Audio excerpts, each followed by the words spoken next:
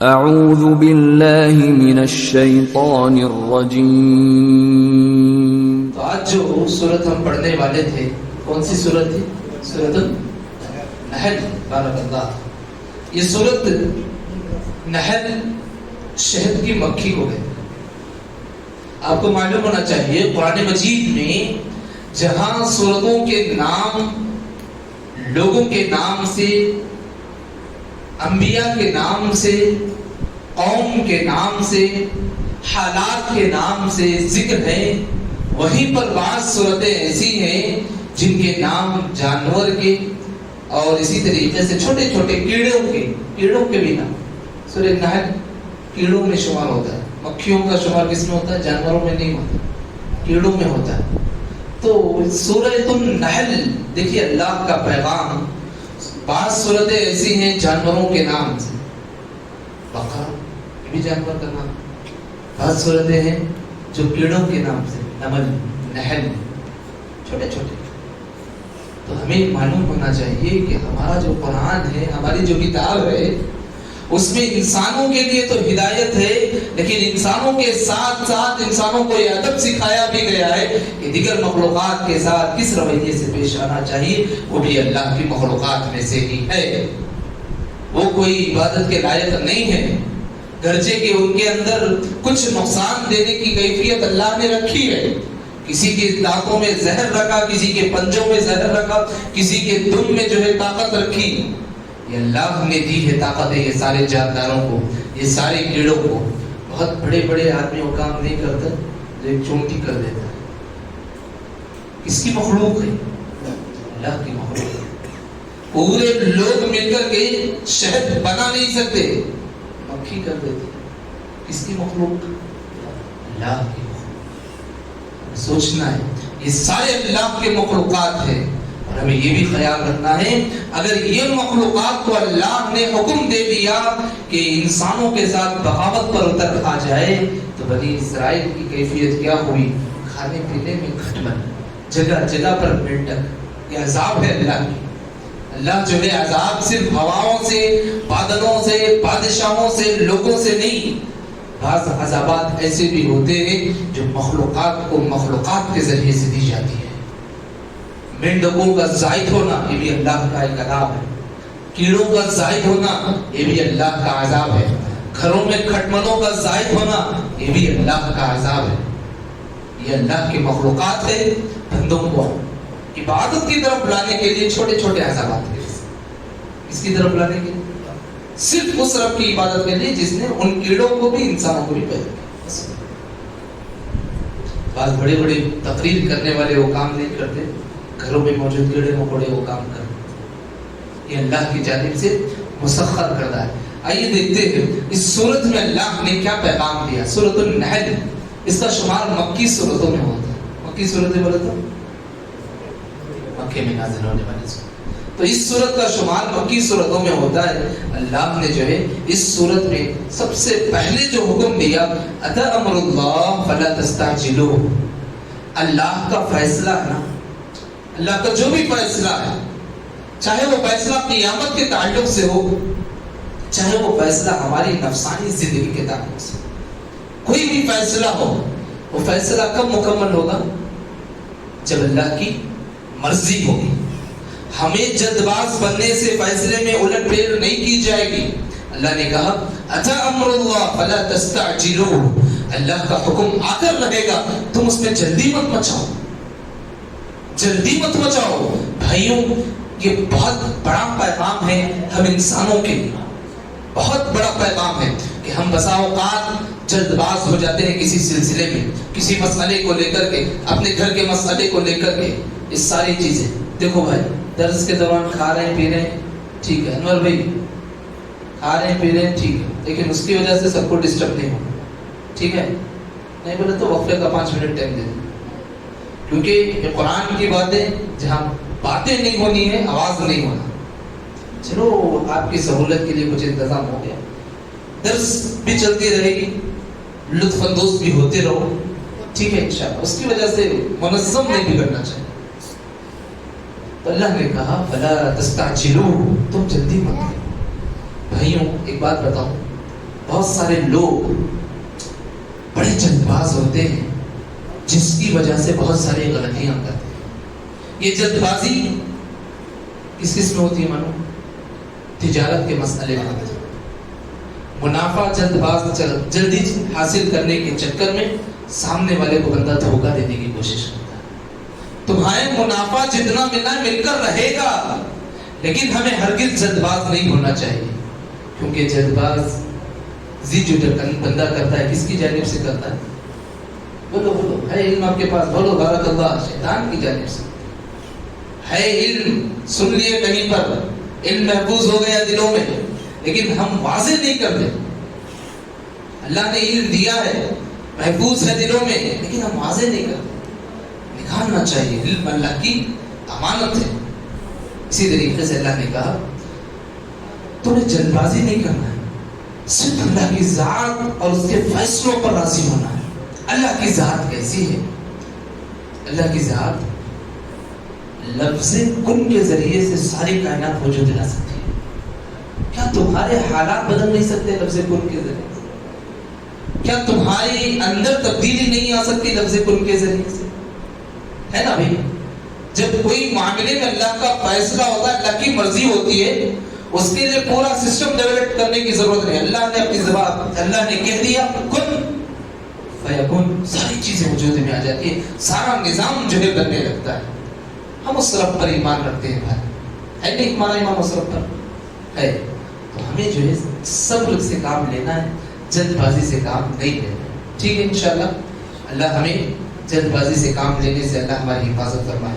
اس کے بعد اللہ نے کہا، جیسے کہ شروع کی باتیں کل ہم سنے تھے، اس میں اللہ کی نعمتوں کا ذکر ہے. اس کا ذکر ہے، اللہ کی نعمتوں کا ذکر ہے. اللہ نے ایک ایک نعمت کو ہمارے لیے واضح کی. تمہارے شہر بنائے ہم، تمہارے لیے ہم شہر بنائے، تمہارے لیے جانور کو بنائے، چوپائے کو بنائے، سواری کے لیے ساری چیزوں کو بنائے، اور تم سانس لے سکو. ہم جو ہے ہوائیں بنائے، ہواؤں کو مسخر کر دیا. اور تمہاری غذا کی تلاش ہے، پیاس بجھانی ہے، ہم نے پانی کو آسمان سے نازل کیا. تمہیں پانی بنانے کے چکر میں نہیں رہنا، ہم نے اس کو نازل کیا ہے، اور اس سے بہت سارے پھل نکالتے ہیں، پھل وجود میں لاتے ہیں. یہ سارا نظام کرنے والا کون ہے؟ اللہ کی ذات ہے. یہ سارا نظام جو چل رہا ہے سب اللہ. ہمیں کیا کرنا ہے؟ سوال یہ، آسمان کو دیکھ رہے ہیں، زمین کو دیکھ رہے ہیں، درخت کو دیکھ رہے ہیں، جانوروں کو دیکھ رہے ہیں، سواریوں کو دیکھ رہے ہیں، رشتہ داروں کو دیکھ رہے ہیں، سب دیکھ رہے ہیں، لیکن ہمیں کرنا کیا ہے؟ کرنا کیا ہے بھائی؟ اللہ کا شکر ادا کرنا. کیا کرنا ہے؟ بارک اللہ فی علمک، اللہ کا شکر. کتنی نعمتیں. 6-8 مہینے پہلے صرف سانس کا مسئلہ کتنی جانیں دنیا سے گئی. صرف ہوا کا مسئلہ، صرف ہزاروں طریقے کی ہوائیں آسمانوں میں پھیلے ہوئی ہے. آکسیجن ایک مسئلہ، ایک دنیا کے بے شمار مخلوقات، ایک مخلوق کو جو ہے اللہ نے جو بغاوت کا حکم دیا، جو دنیا کا نظام درہم برہم ہو گیا. ہو گیا نہیں؟ پوری دنیا کا نظام، ایک دو جگہ کا نہیں، پوری دنیا. جو دنیا میں سب سے طاقتور ملک ہے اس کی بھی حالت وہی ہو گئی، جو غریب ملک ہے اس کی بھی حالت ہو گئی. یہ اللہ کے مخلوقات ہیں. ان مخلوقات کو دیکھ کر کے ہمیں اللہ کا شکر ادا کرنا چاہیے. اور اس کے بعد کل بھی ہم نے بات کہی تھی کہ سورۃ النحل کی ابتدائی باتوں میں مشرکین کی کیفیت کیا ہوتی ہے. کہ وہ باتیں اللہ کے مخلوقات کے بارے میں، اللہ کی مخلوقات کے بارے میں، عبادات کے بارے میں، انبیاء کے بارے میں، رسولوں کے بارے میں، فرشتوں کے بارے میں، پیغمبروں کے بارے میں، قبر کے بارے میں، حشر کے بارے میں، آخرت کے بارے میں، جنت کے بارے میں، جہنم کے بارے میں، یہ سارا کا تذکرہ جہاں بھی ہوتا ہے. یاد رکھو بھائی، مومن کی نشانی کیا ہوتی ہے؟ کہ بڑے عاجزانہ طور پر بیٹھ کر کے سننے کی کوشش کرتا ہے. وہی ایک مشرک اور گناہگار کی کیفیت اللہ نے ذکر کی. کیا کہا؟ وہ اپنی زبان سے کہے گا اساطیر الاولین، یہ ایسی چیزیں جو ہمارے سے پہلے بھی لوگ بولتے تھے، ایسی چیزیں ہیں جو ہمارے سے پہلے بھی لوگ بولتے تھے. بھائیوں ایک بات بتاؤ، تجربے کی بات بتاؤ، کہ بہت سارے گھروں میں بدعات خرافات جنم لے لی. آج بھی اگر وہ خالص توحید کو جانتے اور اپنی زبان سے کہتے ہمارے پردادا ہمیں بچپن میں سناتے تھے یہ باتیں، ربوبیت کیا، الوہیت کیا، اسماء و صفات کیا، لیکن ہمارے ماں باپ اور ہم علم میں آگے نہیں بڑھے، جس وجہ سے ہمارے اندر بدعت خرافات آ گئے، بدعت اور خرافات آ گئے۔ بھائیو ایک بات یاد رکھو، اگر ہم بھی علم حاصل نہیں کریں گے ہم بھی وہی حالت ہو جائے گی، ہمارے بچے اس سے بدتر ہو جائیں گے، ہمارے بچے اس سے بدتر ہو جائیں گے۔ آج حالات ہیں، دعوت کا کام جگہ جگہ ہو رہا ہے، اصلاح کا کام جگہ جگہ ہو رہا ہے، لوگوں کو پکڑ پکڑ کر کے زبردستی جو اسلام کی طرف لایا جا رہا ہے، لیکن امید نہیں کی جا سکتی کہ آنے والے ایام بھی ویسے ہو سکتے ہیں۔ صرف سری دعوت چلے گی۔ سری دعوت کیا ہے؟ ایک دعوت ہے علانیہ، ایک دعوت ہے سری۔ علانیہ دعوت کیا ہے؟ لوگوں کے سامنے کھڑے ہو کر کے کھلے عام اللہ کی طرف بلانا، جیسے کہ پیارے نبی صلی اللہ علیہ وسلم صفا کی پہاڑی پر چڑھے ہو گئے، چڑھ کر کے اللہ کے رسول نے سارے مشرکین کو اللہ کی طرف بلایا۔ ایک کھلی دعوت ہے، سری دعوت ہے، سری دعوت۔ پیارے نبی صلی اللہ علیہ وسلم 3 سال تک جس سے ملاقات کرتے آہستہ دعوت دے دیتے، اسے توحید سمجھا دیتے، اسلام کی طرف بلاتے۔ یہ سری دعوت۔ ہمارے حالات بھی ایسے ہونے والے ہیں بھائی، اسی لیے میں کہہ رہا ہوں آج ہم علم دین نہیں جانیں گے، ہمارے حالات اور ہماری دعوتیں سری ہو جائیں گی۔ یہ جو آج یہاں ریکارڈ ہو کر کے کہیں جاتا ہے، یہ وسائل بھی بند ہو جائیں گے اگر ہم علم دین نہیں سیکھیں گے۔ پتہ بھی نہیں چلے گا کب آن لائن سے یہ ویڈیو سارے حذف کر دیے گئے۔ یہ سارے حالات ہیں، حالات پر ہم کوسنے کی ضرورت نہیں، ہم اپنی اصلاح کریں گے۔ اسلام نے امن کا پیغام دیا، ہم امن کے پرچم کو لہرائیں گے، امن کی بات کریں گے، امن کا کام کریں گے انشاءاللہ۔ یہ ہمارا پیغام ہونا چاہیے۔ بھائیوں ایک بات یاد رکھو، ہم امن کی تعلیم دیتے ہیں، جو بھی کرتے ہیں، اللہ نے کہا وَقِيلَ لِلَّذِينَ اتَّقُوا مَاذَا أَنزَلَ رَبُّكُمْ، کہ بہت سارے لوگ جانتے ہیں اللہ کا پیغام کیا ہے، ان کے لیے اللہ نے کہا لِلَّذِينَ أَحْسَنُوا فِي هَذِهِ الدُّنْيَا حَسَنَةٌ، کہ یہ لوگوں کے لیے دنیا میں اگر یہ باتیں جانتے ہیں، اللہ سے ڈرتے ہیں۔ اللہ نے کیا بتایا معلوم ان لوگوں کے لیے؟ دنیا میں ان کے لیے خیر ہے۔ کیا ہے دنیا میں؟ خیر۔ ہاں آخرت میں کیا ہے؟ وَلَدَارُ الْآخِرَةِ خَيْرٌ، دنیا سے بڑھ کر کے آخرت میں بھی خیر ہے۔ اچھا چلو، دنیا میں اور آخرت میں خیر ملے گی۔ خیر کس صورت میں ملے گی؟ اللہ نے کہا وَلَنِعْمَ دَارُ الْمُتَّقِينَ، کہ ان کے لیے بڑا ہی بہترین متقیوں کا گھر بنایا جائے گا، اور ایسے متقی جو صرف اللہ سے ڈرنے والے ہوں گے، ایسے متقی جن کی زندگی، جن کی زبان، جن کے حرکات، جن کے سکنات صرف کس کے حکم پر چلیں گے؟ اللہ کی مرضی اور اس کے حکم سے۔ یہ ہمارے لیے انعام ہے بھائی۔ ہم بکھرے بکھرے پڑے ہوئے ہیں، ہم ادھر ادھر پڑے ہوئے ہیں، ہمیں کسی سے نہیں، اپنے آرگنائز سے نہیں، اپنی تحریک سے نہیں، اپنے خاندان سے نہیں، اپنے قبائل سے نہیں، اپنے رب سے ڈر کر کے جب ہم ایک راستے پر آ جائیں گے، سمجھو امت وحدہ بن جائیں گے، ہمارے لیے وہ ساری فضیلتیں مل جائیں گی جو اللہ کے نبی صلی اللہ علیہ وسلم نے بشارتیں دی ہیں امت وحدہ کی۔ اللہ ہم سب کے اندر اتحاد پیدا فرمائے، اللہ ہماری طاقتوں کو مضبوط بنا دے۔ اسی طریقے سے انبیاء علیہ السلام نے کہا کہ ہم اپنی تنظیم، تحریک سب اپنی جگہ پر، لوگ اپنی جگہ پر، لیکن ہم اللہ کے راستے پر آنا۔ اللہ نے انبیاء کی دعوت کا ذکر کیا اسی صورت میں۔ کون سی صورت ہے؟ سورۃ النمل نہیں، نحل۔ نمل بولتے ہیں چونٹی کو، نحل بولتے ہیں شہد کی مکھی، بس میم اور ہا کا فرق ہے۔ اب ہم پڑھ رہے ہیں نحل، نمل اب تک کریں گے انشاءاللہ، 2-4 دن بعد پڑھیں گے۔ اللہ نے اس صورت میں آیت نمبر 30 پر 6 میں انبیاء علیہ السلام جو دعوت کا کام کرتے تھے، لوگوں کو جا کر کے اصلاح کا کام کرتے تھے، اس کی کیفیت بیان کی۔ کیا بلاتے تھے لوگوں کے لیے، کیا پیغام تھا؟ سب ایک دو نبی کا نہیں، آدم علیہ السلام، نوح علیہ السلام، لوط علیہ السلام، ابراہیم علیہ السلام، صالح علیہ السلام، پورے نبیوں، یعنی یہاں تک کہ آخری پیغمبر محمد صلی اللہ علیہ وسلم تک سارے نبیوں کا ایک پیغام ہوتا تھا۔ شریعتیں الگ الگ، احکامات الگ الگ، طہارت کے مسائل الگ الگ، روزوں کے مسائل الگ الگ، لیکن پورے نبیوں کا ایک پیغام ہوتا تھا. کیا پیغام مانو؟ بولیے. توحید اور صرف اللہ کی طرف. بارک اللہ فی علمی. دیکھتے ہیں قرآن کیا کہتا ہے. لقد بعثنا فی کل امت رسولا. ہم ہر امت میں ایک رسول کو بھیجتے اور بھیجے بھی تھے. اور وہ کہتا کیا تھا رسول؟ 2 عبارتیں. کتنی عبارتیں؟ یاد رکھ لو، یہ 2 عبارتیں.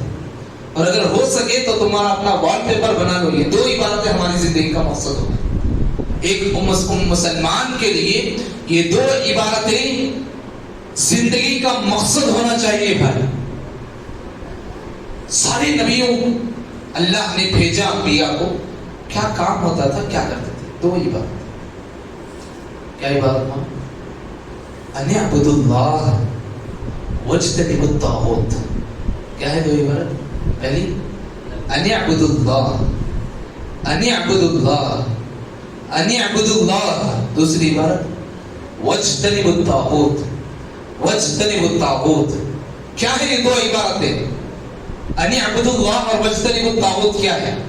ترجمہ سن کہ سارے انبیاء جو آتے تھے قوم میں پیغام کیا لے کر آتے تھے؟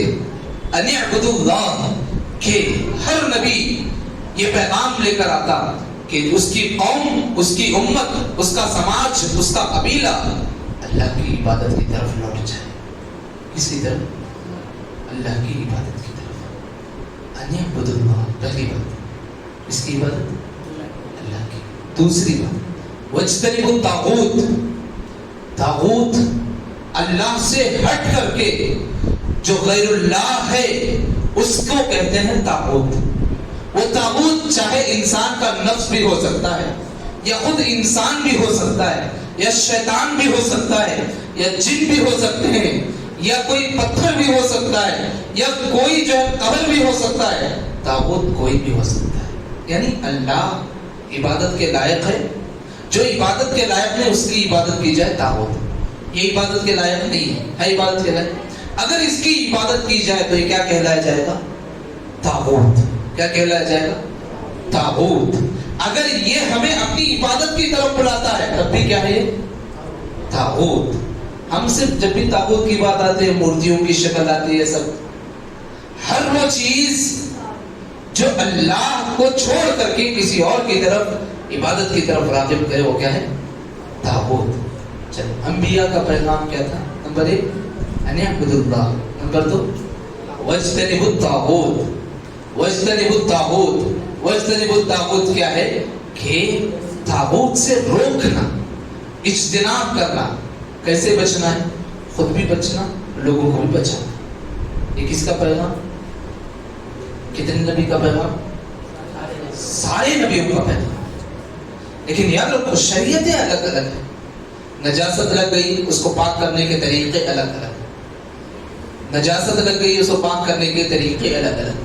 نمازیں ہیں، اسے ادا کرنے کے طریقے الگ الگ. روزے ہیں، اسے ادا کرنے کے طریقے الگ الگ. یہ ساری چیزیں الگ الگ، لیکن پورے نبیوں کا ایک پیغام کیا ہے؟ ان اعبدوا اللہ. یاد رکھ لو قرآن کی عبارت آسانی سے یاد رکھ سکتے. ان اعبدوا اللہ واجتنبوا الطاغوت. سارے نبیوں کا پیغام ہوتا ہے. اللہ رب العالمین ہماری ملی ہوئی ایک زندگی اسی مقصد کے لیے لگا دے. اللہ ہماری زندگی میں یہ وہ روشنی نصیب فرما دے جو دعوت کا کام، اصلاح کا کام انبیاء کر کے گئے. اللہ ہماری نسلوں میں یہ آیت کی ترجمانی ہمیں نسلوں کے خون میں دوہرا دے. آمین. اس کے بعد اللہ نے کہا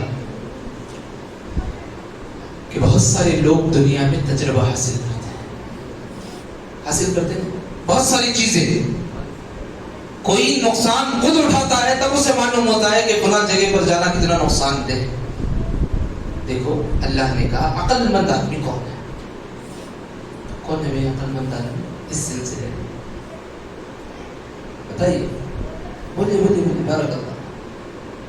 بولو بھائی علم ہے، غلطی کر رہے ہیں اصلاح کر رہے ہیں، صحیح بول رہے ہیں دعا لے رہے ہیں. عقل مند آدمی کون ہے؟ اللہ کی بات نہیں، اپنی اصلاح کے لیے سب سے عقل مند آدمی کون؟ قرآن کیا کہتا ہے؟ عقل مند آدمی کون ہے؟ اللہ نے کہا فسیروا فی الارض کہ تم زمین میں سیر کرو، دیکھو، فانظروا کیف کان عاقبۃ المکذبین، جتنے لوگ اللہ کو انکار کیے آخری انجام ان کا کیا ہوا دیکھو۔ تم بھی اگر انکار کرو گے سمجھ لو تمہاری بھی عاقبت وہی ہوگی جو ان لوگوں کی۔ تو اس سے بات کیا معلوم ہے؟ عقل مند آدمی وہ ہے جو خود پر تجربہ کرنے کے بجائے دوسروں پر مصیبت اور آفت آئی ہے اسے دیکھ کر کے سنبھل جائے۔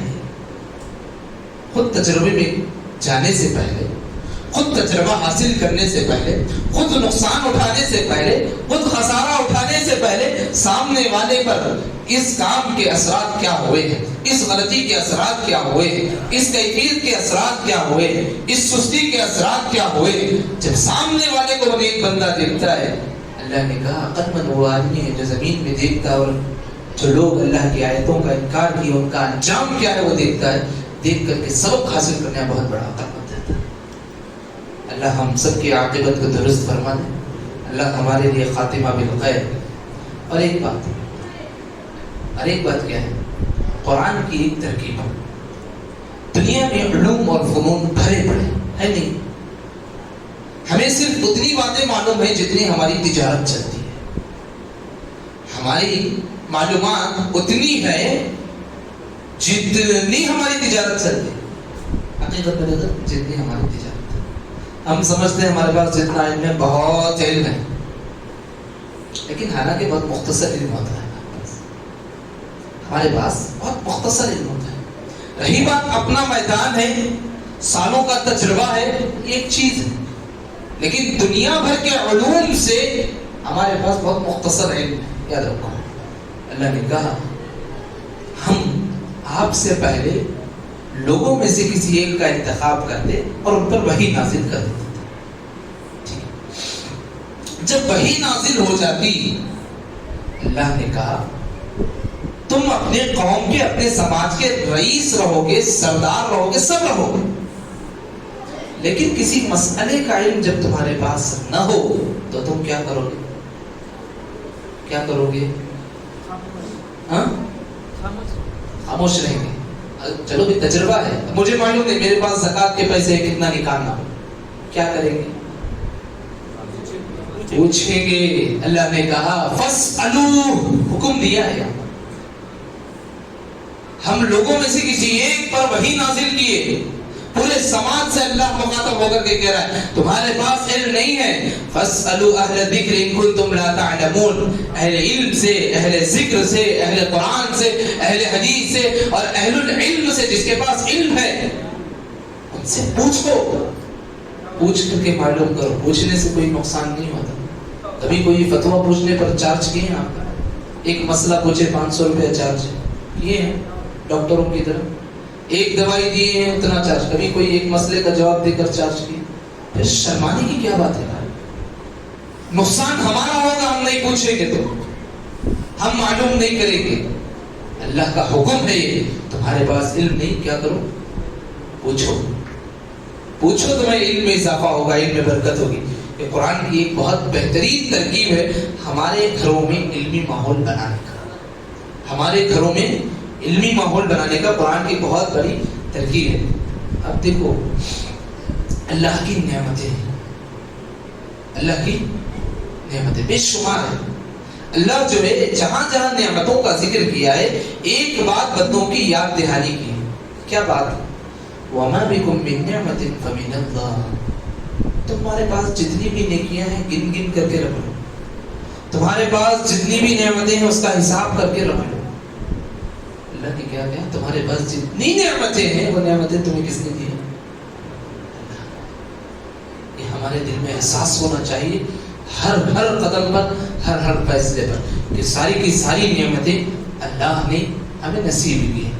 وہ نعمتیں چیزوں کی شکل میں بھی ہیں، وہ نعمتیں غذاؤں کی شکل میں بھی، غذاؤں کی شکل میں بھی۔ یہاں اللہ نے غذا کا بھی ذکر کیا سورہ نحل میں، دودھ کا ذکر کیا، اس کا دودھ کا، دودھ کے بارے میں اللہ نے کہا ہم نے آسمان سے پانی کو نازل کیا، اور پانی جیسے ہی آسمان سے نازل ہوتی ہے، نازل ہوتا ہے، مری ہوئی زمین زندہ ہو جاتی ہے۔ सूखी हुई जमीन लहलहा उठती है, बहार आ जाती है। अल्लाह ने कहा क्या तुम अल्लाह की निशानियों को देखते नहीं हो? चलो अल्लाह की निशानियों को देखते नहीं हो, क्या सुनते भी नहीं हो अल्लाह की निशानियों को? अल्लाह की निशानियों को जब तुम सुनते भी नहीं हो तो कम से कम तुम्हारे दरमियान या तुम्हारे दोस्त अहबाब तुम्हें चौपाए के बारे में, चौपाए चार पैर वाले जानवर, उनके बारे में अगर तुम्हें बताए तो कम से कम वो तो सुन लो, उसमें तुम्हारे लिए इबरत है, बेशुमार इबरतें हैं। अल्लाह ने आगे कहा फला यंजुरून इलल इबिली कैफ़ खुलिक़त, कि ऊंट को तुम देखते नहीं कैसे पैदा की गई, उसकी तफसीलात आगे देखेंगे। यहाँ क्या है, चौपाए में इबरत है, बेशुमार इबरत है। उसमें से अल्लाह ने बहुत बेहतरीन पूरी इबरतों में से कितनी जगहों पर हम जो है चौपाई को इस्तेमाल करते हैं, बोझ के लिए, सहारे के लिए, सफर के लिए, खाने के लिए, पीने के लिए, सारी चीजों और इलाज के लिए। अल्लाह ने कहा उसमें बहुत सारी इबरतें हैं ही, लेकिन उन इबरतों में से एक इबरत क्या है, नुस्कीकुम, कि हम तुम्हें पिलाते हैं, मिम्मा फी बुतूनिही मिन बैनि फर्थ व दम, कि गोबर और खून के दरमियान हम खालिस सफेद और पाक शफाफ साफ दूध हमें जो है तुम्हें पिलाते हैं। क्या तुम इबरत नहीं हासिल करते इससे? जब वो रब हमारा दूध और गंदगी के दरमियान से सेहत देने वाली, शफा देने वाली और इसी तरीके से आदमी को ताकत मैसर करने वाले खालिस दूध नसीब कर सकता है, तो क्या अल्लाह रब्बुल आलमीन हम बदल जाएंगे तो कौम के हालात नहीं बदलेगा? लफ्ज़ कुन के पीछे है जी सारी ताबीरात, ये अल्लाह की निशानियां हैं। हम दुनिया में बहुत पड़ गए हैं, जिसलिए हमें ये सारी चीजें देखने के लिए वक्त भी नहीं मिलता है वक्त नहीं। तो ये अल्लाह की निशानियां। अल्लाह ने कहा लबनन खालिसन, खालिस दूध, न ज्यादा पतला न ज्यादा घट, खालिस दूध, साइक़न लिश्शारिबीन, पीने वालों के लिए बड़ा सुकून है। और अल्लाह ने कहा चलो इतनी बातें तुम्हारे सामने रख दी हैं, क्या तुम जो फूल हैं वो फूलों में से रस चूसने वाली मक्खी को नहीं देखे कभी जिंदगी? कौन सी मक्खी? शहद की। अल्लाह ने कहा वो औहा रब्बुक इलन नहल, कि हम उस मक्खी के दिल में बात डालते हैं कि जाए फला जगह पर रस चूस करके आए, और रस चूस करके आकर के जाया नहीं करना। अल्लाह ने कहा फस्लुकी सुबुल रब्बिक दुलुला यखरुजु मिन बुतूनिहा शराब मुख्तलिफन अलवानु फीही शिफाउन लिन्नास इन्न फी ज़ालिका लआयातिन लिक़ौमिन यतफ़क्करून। अल्लाह ने कहा जब वो कौन जो है रस चूस करके आती है फलों में से, फूलों में से, चूसने के बाद उसे वही जगह पर जो है निकालती है जहां अल्लाह का हुक्म होता है। और अल्लाह ने कहा जब वो निकाल दे शहद को, वो शहद क्या जाया है? अल्लाह क्या कह रहा है, यखरुजु मिन बुतूनिहा, उसके पेट से हम निकाले, मुंह से नहीं निकाले, पेट से निकाले हैं, मुख्तलिफन अलवानु, अलग अलग कलर के जो है शहद को हम निकाले। उसमें है क्या? शिफाउल लिन्नास, लोगों के लिए शिफा है उसमें। कभी शहद को शफा की नीयत से पिए, पी करके देखो कभी जिंदगी में एक बार भी, कि शहद को शफा की नीयत से और खालिस शहद हासिल करने की जुस्तजू करो, खालिस शहद हासिल करने की कोशिश करो। ऐसे नहीं कि जहां चले गए जो कंपनी की मिल गई फला मिल गई, नहीं, खालिस शहद। जब वो हमें इस्तेमाल करेंगे उसकी अहमियत, उसकी कदर, उसका मकाम, शहद कहते किसे वो उसकी अहमियत मालूम होती है। अल्लाह हम सबको अल्लाह की नेमतों को जानने की तौफीक नसीब फरमाए। ये हुए मखलूकात पे नेमतें। अल्लाह ने इंसानों में नेमतें दी है नहीं। अल्लाह ने कहा वल्लाहु फद्दल बअदकुम अला बअद फिर रिज़्क़, रिज़्क़ के मसले में हमने किसी को ज्यादा दिया, किसी को कम दिया। अल्लाह ने किसी को ज्यादा दिया, किसी को कम दिया। कौन देना है रिज़्क़? कौन मुकर्रर किया है? अल्लाह। कौन दे रहा है? अल्लाह। और किसके हुक्म से रुक जाएगा? अल्लाह ने यहाँ कहा हम बाज को बाज में रिज़्क़ में ज्यादा दिए हैं, فضلوا براد رزقهم على ما ملكت ايمانهم فهم فيه سواء. تم یہ گمان کیوں کرتے ہو کہ اللہ انہیں دے رہا ہے مجھے کیوں نہیں دے رہا؟ تم یہ سوال کیوں اپنے ذہنوں میں لاتے ہو کہ ہم سب برابر کیوں نہیں ہو سکتے؟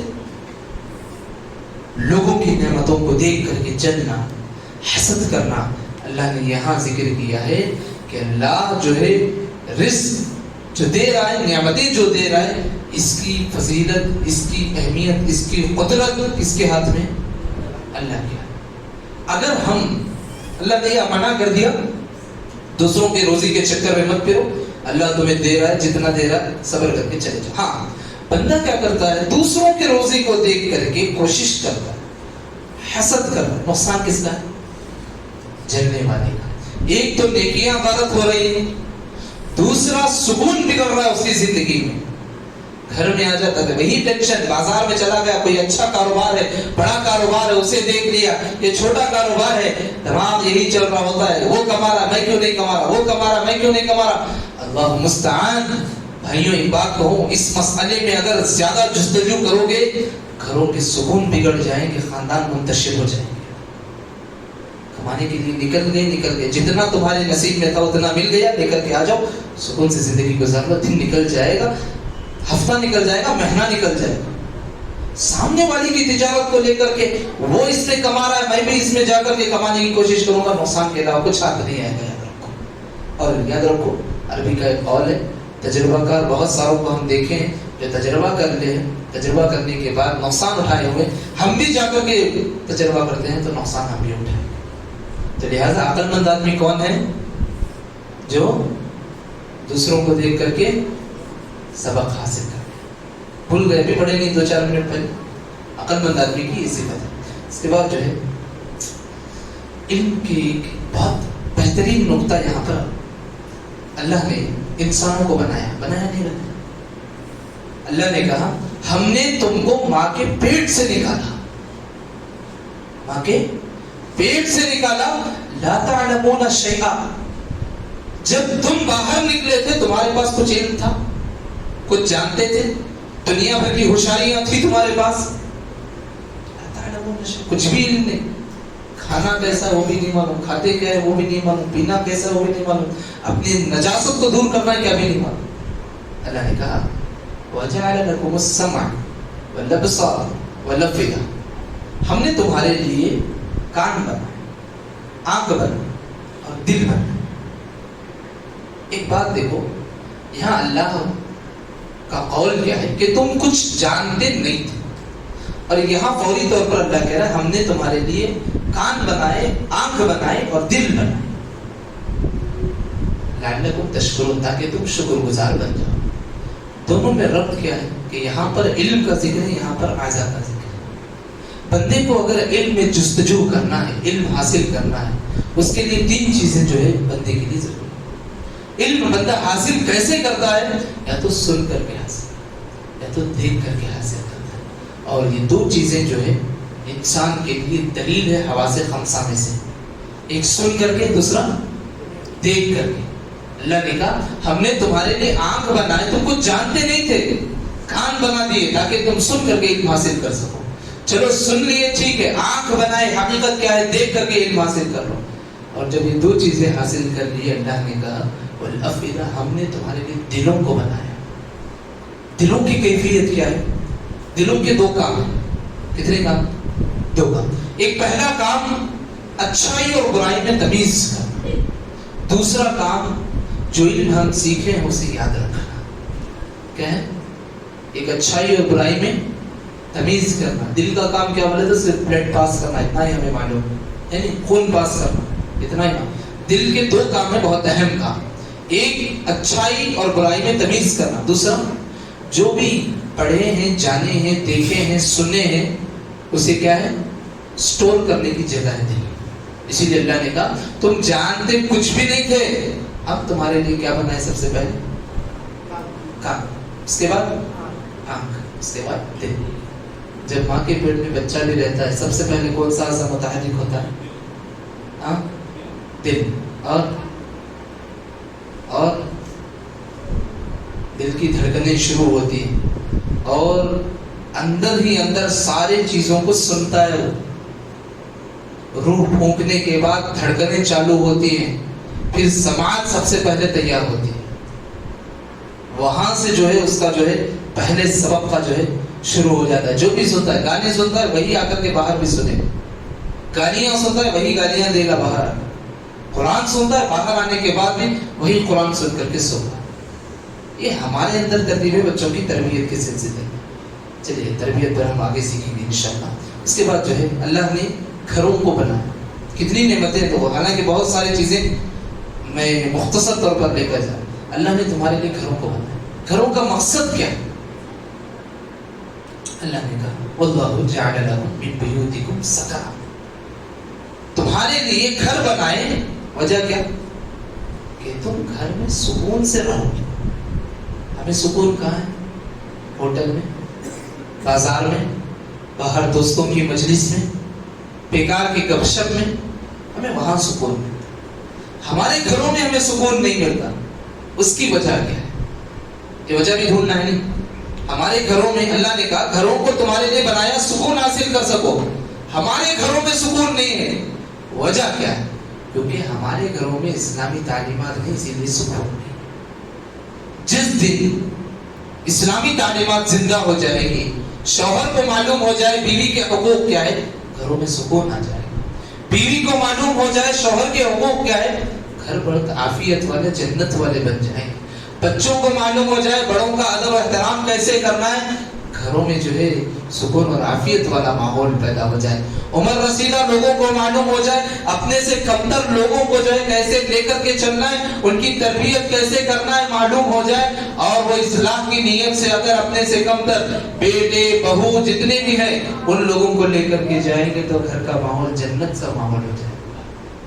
اللہ نے گھروں کو جنت بنایا, ہمارے لیے مسکن بنایا, ہمارے لیے سکون کا ذریعہ بنایا. دیکھو گھروں کو بہت سارے الفاظ ہیں, اس میں سے مسکن ایک لفظ ہے. مسکن بولے تو عربی زبان میں سکنا سے مسکن, ایک تو رہنے کی جگہ, دوسرا سکون حاصل کرنے کی جگہ. ہمارے گھر ہمارے لیے مسکن ہے بھائی, کوئی دوسری جگہ ہو نہیں سکتی. غلطی ہماری ہے, ہم ہمارے گھر کو مسکن کے بجائے جہنم بنا لیے, اسی لیے ہمیں سکون نہیں مل رہا. اللہ سے دعا کرو یا اللہ ہمارے گھر کے حالات کو درست کر دے اور ہمارے گھر کو ہمارے لیے مسکن بنا دے. اسی طریقے سے اللہ کا حکم ایک آیا. اللہ کا حکم کیا معلوم؟ ہر خطبے میں آپ سنتے ہیں اللہ کے حکم. یہ اللہ کا میسج, اللہ کا پیغام سمجھ لو. کیا معلوم؟ آیت آپ لوگوں کو یاد ہے کیونکہ ہر جمعہ آپ سنتے ہیں. کون سی آیت ہے دماغ میں کوئی؟ جو بھی ہے دماغ میں کون سی؟ یا ایھا الذین آمنوا اتقوا اللہ. اور حالانکہ پورا جمعہ پورا خطبہ ختم ہو جاتا ہے, سب سے آخر میں ہم یہ پیغام سنتے ہیں ان اللہ بولیے. اس کے بعد یأمرکم بالعدل والإحسان وإیتاء ذی القربى وینہی عن الفحشاء والمنکر والبغی یعظکم لعلکم تذکرون. سنتے ہیں, سنتے ہیں, ہر جمعہ سنتے ہیں, ہر خطبے میں سنتے ہیں. یہ ہے کہاں پہلے یہ جان لو. سورۃ کون سی سورت چل رہی؟ نحل. سونا نہیں, ہو گیا 5-10 منٹ 2-4 منٹ میں ختم کر دیں گے انشاءاللہ. یہ ہے کس میں؟ سورۃ نحل میں, آیت نمبر 90. آیت نمبر 90 یاد رکھ لو. یہ صرف ممبر میں ہر جمعہ پڑھتے ہیں, صرف پڑھنے کے لیے پڑھتے نہیں ہیں. یہ پیغام ہر ہفتہ ہر جمعہ یاد دلائی جاتی ہے کہ یہ اللہ کا پیغام ہے, یہ اللہ کا میسج ہے تمہارے لیے. تم پورا جمعہ کچھ سیکھو نئی بات جانو نہیں جانو, لیکن کم سے کم یہ بات تمہیں یاد دلائی جاتی ہے. تم یہاں سے جانے کے بعد تمہیں یہ کام کرنا ہی ہے. اور اللہ کا حکم ہے. کیا حکم؟ آیت کا ترجمہ سنو. ان اللہ یأمرکم, کہ اللہ تمہیں حکم دیتا ہے. حکم کون دے رہا ہے؟ کس کا حکم ہے؟ اللہ. اللہ کا حکم کیا ہے؟ نمبر 1 بالعدل, انصاف کرو. بہت مجموعی حکم ہے. پہلا کیا ہے؟ انصاف کرو. وہ انصاف اپنے بچوں کے درمیان, اپنی بیوی کے درمیان, اپنے خاندان کے درمیان, رشتہ داروں کے, دوست احباب, کہیں لڑائی جھگڑے سب میں آ جائیں, لیکن اللہ کا مختصر کرو. اللہ کا حکم کیا ہے؟ نمبر 1 کیا تم کرو؟ انصاف کرو. والاحسان, اور کیا کرو؟ احسان کرو. کس کے ساتھ؟ ذی القربى, جو تمہارے رشتہ دار ہیں ان کے ساتھ. اور کس کے ساتھ؟ وَيَنْهَا عَنِ الْفَحْشَاءِ, فحش چیزوں سے اپنے آپ کو بچا کر کے رکھو, لوگوں کو روکو. والمنکر, اللہ رسول نے جتنی باتوں کو سے روکا ہے اتنی باتوں سے تم بھی رک جاؤ, لوگوں کو بھی روکو. والبغی, ظلم سے بچو اپنے آپ کو, لوگوں کو ظلم سے بچاؤ. کتنی چیزیں ہیں اللہ کا حکم؟ نمبر 1 انصاف, نمبر 2 احسان کریں گے کس کے ساتھ؟ رشتہ داروں کے ساتھ. نمبر 3 فحش سے, زنا سے, برائیوں سے, نفسانی شہوات سے خود بھی روکو گے, دوسروں کو بھی روکو گے. والمنکر, اللہ رسول نے جتنی باتوں سے روکا ہے اس سے روکنے کی کوشش کرو گے. 5ویں چیز کیا ہے؟ ظلم. ظلم سے خود بھی بچو گے, دوسروں کو بھی بچو گے. یعیدکم لعلکم تذکرون, تم اگر نصیحت حاصل کرنے والے ہو تو بہترین تمہارے لیے نصیحت. میری بات نہیں, کس کی بات ہے؟ اللہ کی. یعیدکم لعلکم تذکرون, نصیحت لینے والے تم ہو, بہترین نصیحت, اس سے بڑھ کر کے کوئی نصیحت نہیں ہے اللہ. دیکھو بھائی, پورے سماج کے آداب ہے اس میں. انصاف, احسان, رشتہ داریوں کو نبھانا, برائیوں کو ختم کرنا, زنا اور فحش کو ختم کرنا, ظلم کو ختم کرنا. اس سے کیا بڑا ہمارا جو ہے, اس سے بڑھ کر کے کوئی امن والا سماج ہو سکتا ہے؟ یہ اللہ کا پیغام ہے. اس کے بعد اللہ نے جو ہے ہمارے لیے کہا, دنیا کی چیزیں بہت ساری ہیں جو ختم ہو جائیں, ختم ہونے والی ہیں, ختم ہو جائے گی. ہاں, اللہ کے پاس جو چیزیں ہیں ہمیشہ باقی ہیں. عند اللہ باقی, وہ ساری کے سارے باقی رہ جائے گی. اور تمہیں کیا کرنا ہے؟ وہ ساری چیزیں گننا نہیں ہے, نیکیوں میں آگے بڑھتے جانا ہے. تمہاری نیکیاں کس کے پاس رہے گی؟ وہاں رہے گی, محفوظ رہے گی, اور تمہیں اس کا بدلہ دیا جائے گا. اور اس کے بعد اللہ نے ایک ادب بیان کیا, قرآن پڑھنے کا.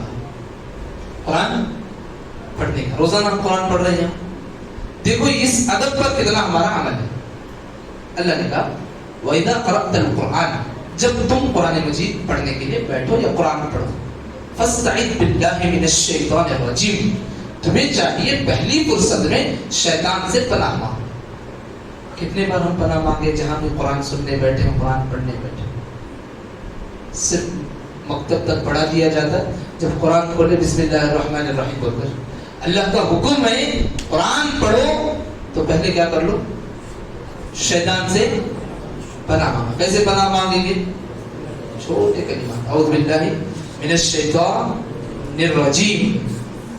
یہ بسم اللہ جو ہے پھر اللہ کی تعریف. ایک تعوذ ہے, ایک تسمیہ ہے.